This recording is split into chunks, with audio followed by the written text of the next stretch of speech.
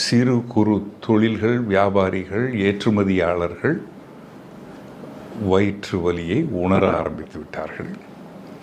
வரும் வராது வரும் வராது என்று சொல்லிக் கொண்டிருந்தோம். முதல் கையெழுத்து இந்தியாதான் போடும் என்று சொல்லிக் கொண்டிருந்தோம்.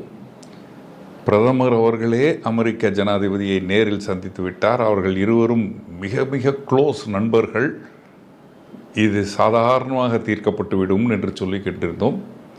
கடந்த 15-20 நாட்களாக அமெரிக்காவை பற்றி நாம் கவலைப்படுவதை விட்டுவிட்டு அமெரிக்காவுக்கு பிடிக்காத தலைவர்களுடன் கைகோர்ப்பதை பார்க்கிறோம். அப்போது அவரது கோபத்தை இன்னும் தூண்டும் செயலாக நம்மளுடைய மூமெண்ட்ஸ் இருக்குது. இப்போ மிகப்பெரிய அடுத்த தாக்குதலை முன்னெடுக்கிறார் ட்ரம்ப். என்ன அந்த தாக்குதல்?